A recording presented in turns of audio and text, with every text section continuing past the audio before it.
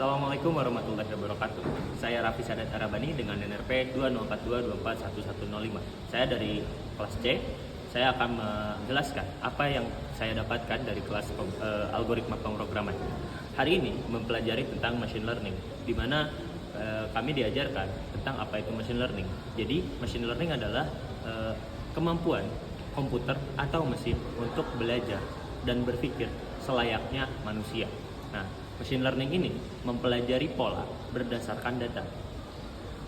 Jadi dari data yang ada, mesin ini melihat polanya, entah itu datanya gelombang, gambar, atau apapun itu yang diolah dan dilihat polanya.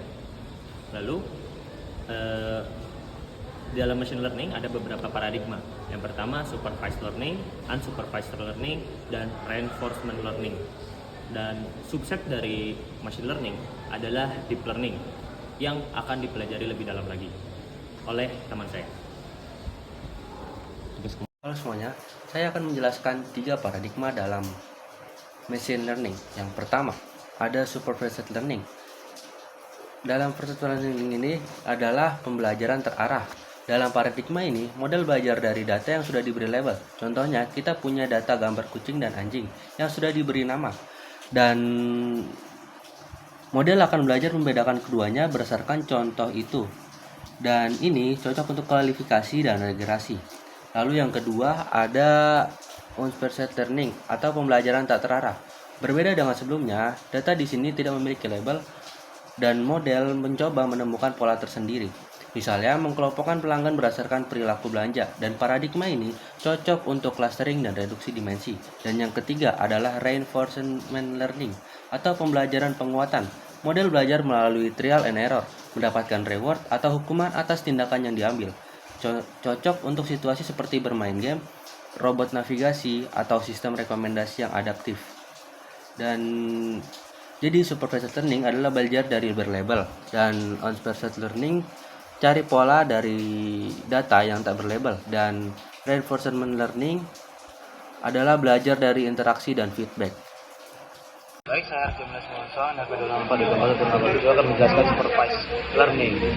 Supervised learning sendiri adalah salah satu metode dalam machine learning di mana model ini dilatih menggunakan data yang sudah diberi label.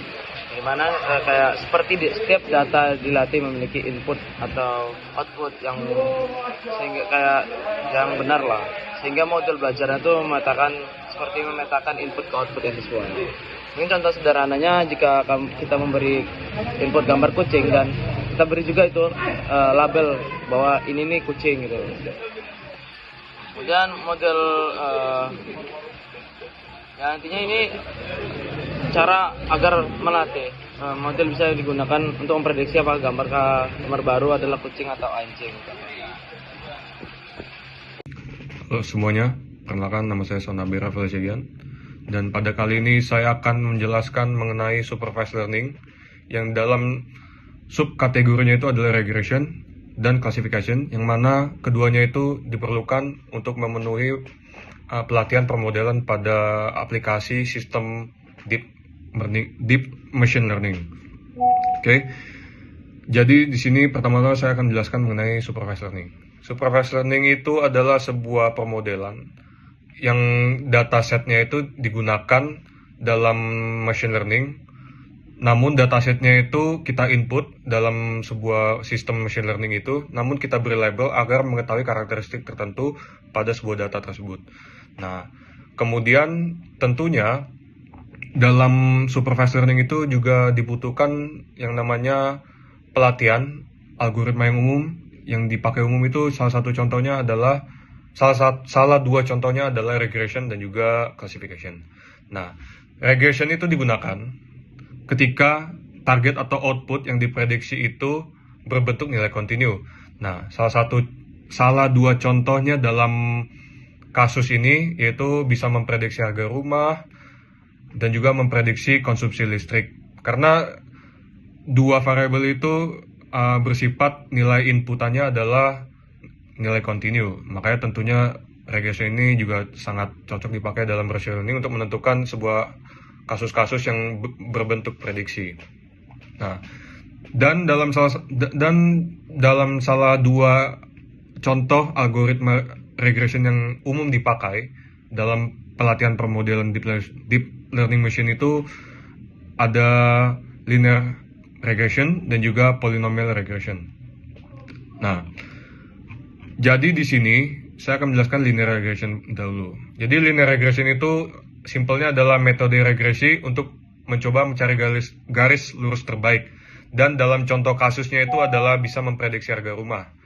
Dan juga bisa menjelaskan hubungan antara jam belajar dan juga nilai ujian. Itu salah dua contoh aplikasi dari linear regression. Dan juga ada yang namanya polynomial regression. Jadi polynomial regression itu berbeda dengan linear regression. Cuman dia itu memiliki orde atau pangkat yang lebih tinggi. Contohnya bisa orde 2, 3, 4, dan juga seterusnya. Nah, contohnya dalam polynomial regression ini, yaitu bisa memprediksi pertumbuhan populasi, karena dia itu sifatnya itu berbentuk kurva yang melengkung. Dan juga ada hubungan antara suhu dan konsumsi listrik yang tentunya tidak linear. Karena dia ini berbeda dengan linear, dia ini polinomial, yaitu memiliki pangkat yang lebih tinggi dalam suatu variabel, karena sebuah sistem polynomial regression ini memiliki sifat kompleksitas yang lebih tinggi tentunya. Jadi mungkin lebih ribet. Oke. Nah, yang kedua itu saya akan menjelaskan mengenai classification. Jadi classification ini adalah sebuah target atau output yang berbentuk kategori. Jadi sebuah permodelan dengan memasukkan sebuah atau menginput sebuah data-data terkait mengenai kelas atau subkelas tertentu. Contohnya, mendeteksi email sebagai spam atau bukan spam. Itu salah satu contoh kasusnya. Dan juga algoritma yang biasanya umum dipakai itu ada logistic regression dan juga decision tree. Dan itu bisa saya jelaskan nantinya. Terima kasih, mungkin sekian dari saya. Dan lanjut kepada pembahasan selanjutnya. Halo semua, perkenalkan nama saya Muhammad Bintang Rozali dengan nomor NRP 2042241060. Dan di sini saya akan sedikit menceritakan terkait decision tree dan ensemble algoritma. Oke. Jadi algoritma decision tree itu merupakan algoritma berbentuk struktur seperti pohon bercabang yang memecah dataset berdasarkan fitur tertentu untuk membuat keputusan. Nah, di sini bayangin kalian bermain banyak pertanyaan dengan hasil jawaban iya atau tidak dari pertanyaan tersebut hingga ketemu jawabannya. Nah, kelebihan dari decision tree ini mudah dipahami dan divisualisasi intuitif, kemudian tidak butuh normalisasi data dan bisa menangani data kategorikal dan numerik. Dan kekurangan dari algoritma ini bisa terlalu dalam dan mengikuti data terlalu patuh, terus kemudian sensitif terhadap perubahan kecil pada data. Oke, sebagai contohnya ketika kita ada suatu pertanyaan, bagaimana cuaca hari ini? Nah, kondisi tersebut memecahkan jadi dua, cerah atau hujan. Kemudian jika cerah maka kita tidak menggunakan payung. Tetapi ketika kita dalam kondisi hujan maka kita harus menggunakan payung. Oke, ensemble learning. Jadi ensemble algoritma ini menggabungkan banyak model decision tree untuk meningkatkan akurasi dan stabilitas prediksi. Nah, algoritma ensemble ini tuh bisa dibayangkan seperti kerja tim dalam sebuah kuis. Kalau satu orang nembak jawabannya salah, belum tentu orang lain juga salah. Tapi kalau kamu kumpulin banyak orang pinter dan ambil suara terbanyak, kemungkinan jawabannya bakal lebih akurat. Nah, di machine learning juga begitu. Ensemble ngegabungin banyak model sederhana, biasanya pohon keputusan atau decision tree, buat prediksi yang lebih kuat dan buat lebih kuat. Dua jenis yang sering dipakai itu ada random forest yang bisa ngambil banyak pohon decision tree dan voting bareng. Terus kemudian ada gradient boosting yang bisa menyusun pohon satu persatu buat saling memperbaiki kesalahan sebelumnya. Nah, intinya ensemble itu bikin keputusan model jadi lebih pintar karena pakai banyak data gitu. Oke, sekian penjelasan saya. Kurang lebihnya mohon maaf. Wassalamualaikum warahmatullahi wabarakatuh. Hai, di video ini kita akan membahas salah satu cabang penting dalam machine learning, yaitu unsupervised learning, atau dalam bahasa Indonesia pembelajaran tak terarah. Nah, berbeda dengan supervised learning yang menggunakan data berlabel unsupervised learning bekerja tanpa label. Sistem belajar dari pola-pola tersembunyi yang ada dalam data tanpa tahu jawabannya sejak awal. Lalu data acak masuk ke dalam model, lalu muncul pola untuk mengelompokkannya. Nah, lalu itu ada beberapa jenis tugas utama dalam unsupervised learning. Yang paling populer adalah clustering atau pengelompokan. Sistem akan mengelompokkan data berdasarkan kemiripan. Misalnya, perusahaan bisa membagi pelanggan menjadi beberapa segmen berdasarkan kebiasaan belanja mereka. Dan yang kedua adalah asosiasi atau pencarian aturan hubungan antar item. Contohnya adalah market basket analysis, di mana kita bisa menemukan bahwa pelanggan yang membeli roti biasanya juga membeli selai. Nah, untuk ini sih opsional sih, yaitu reduksi dimensi. Nah, ini biasanya digunakan untuk menyederhanakan data dengan mengurangi jumlah fitur tanpa kehilangan informasi penting. Cocok untuk memvisualisasikan data atau mempercepat proses komputasi. Nah, lalu beberapa contoh penggunaan unsupervised learning dalam kehidupan nyata antara lain. Yang pertama adalah segmentasi pelanggan di e-commerce. Dan yang kedua, deteksi anomali di sistem keamanan. Dan yang ketiga adalah rekomendasi produk berdasarkan pola pembelian pengguna lain. Dan yang keempat adalah visualisasi data genetik dalam penelitian biomedis.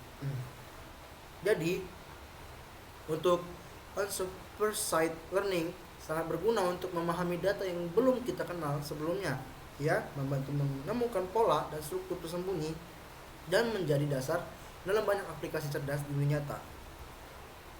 Dan kali ini saya akan menerangkan tentang algoritma unsupervised learning, yaitu clustering. Clustering adalah salah satu teknik unsupervised learning yang bertujuan untuk mengelompokkan data ke dalam beberapa grup berdasarkan kemiripan fitur tanpa label. Salah satu algoritma clustering paling populer adalah K-means closing. K-means closing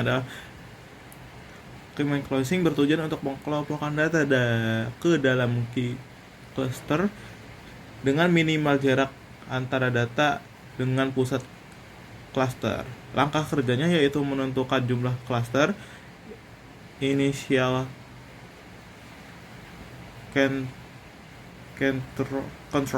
centroid awal,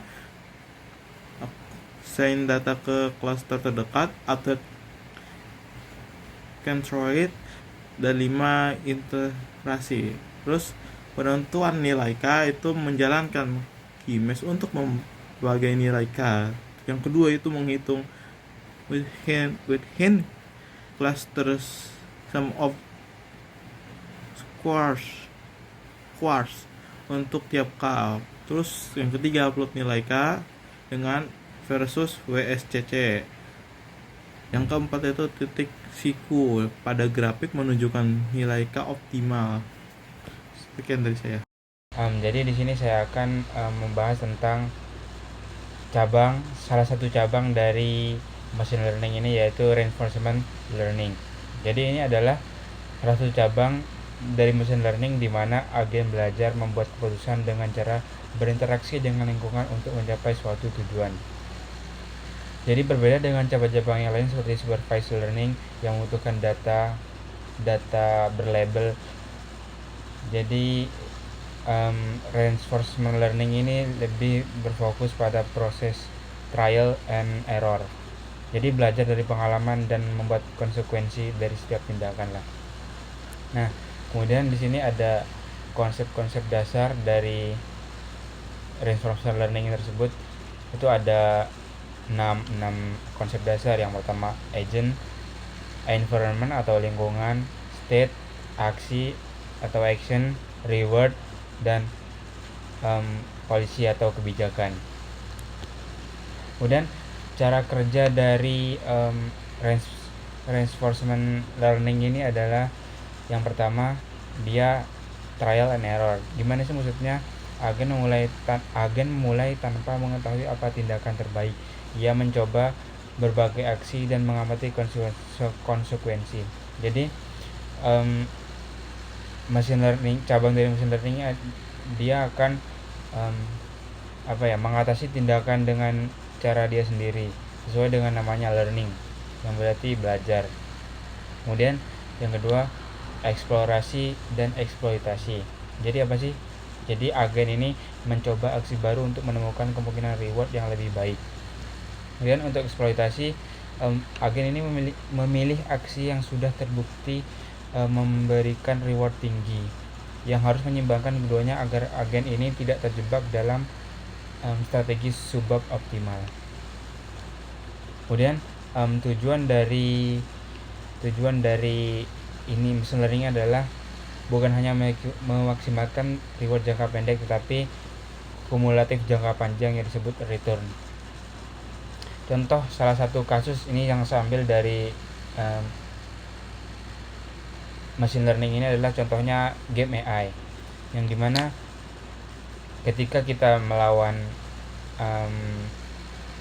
AI ini tersebut, jadi ketika dia kalah, mereka akan mencari cara sendiri untuk mengalahkan kita semua ini. Jadi belajar dari kesalahan lah. Mungkin itu saja yang dapat saya sampaikan. Terima kasih. Perkenalkan, nama saya Muhammad Afan Arpenirin Badiasono dengan NPM 204-241-9. Jadi di sini saya akan menjelaskan sedikit mengenai pengaplikasian machine learning di berbagai macam industri. Yang pertama ada di bidang manufaktur sendiri. Jadi di bidang manufaktur, machine learning ini digunakan sebagai prediksi maintenance.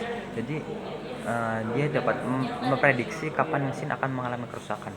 Dengan begitu perbaikan dapat dilakukan sebelum mesin benar-benar rusak. Kemudian yang kedua ada di bidang e-commerce dan retail. Contohnya kayak pernah kita sedang scrolling di online shop, terus online shop tersebut tahu barang yang kita sukai. Nah, itu adalah contoh penerapan dari menggunakan machine learning. Jadi mereka menggunakan algoritma rekomendasi berbasis machine learning yang mempelajari perilaku belanja kita. Kemudian yang ketiga ada di bidang keuangan. Jadi di sektor keuangan, machine learning sangat efektif untuk mendeteksi penipuan transaksi atau fraud detection. Jadi sistem ini bisa mengenali pola-pola mencurigakan dalam waktu nyata dan mencegah kerugian besar. Kemudian yang keempat ada di bidang kesehatan. Jadi machine learning ini digunakan untuk mendeteksi berbagai macam penyakit seperti kanker, diabetes. Jadi itu nanti sistem komputer menganalisis hasil dari MRI atau CT scan dan menandai pola-pola yang mencurigakan secara otomatis. Kemudian terakhir di bidang transportasi, ini machine learning digunakan pada kendaraan otonom untuk mengenali lingkungan sekitar seperti lampu lalu lintas, jalan kaki, dan kendaraan lainnya. Nah, mungkin itu saja penjelasan dari saya mengenai penerapan pengaplikasian machine learning di berbagai macam industri. Terima kasih.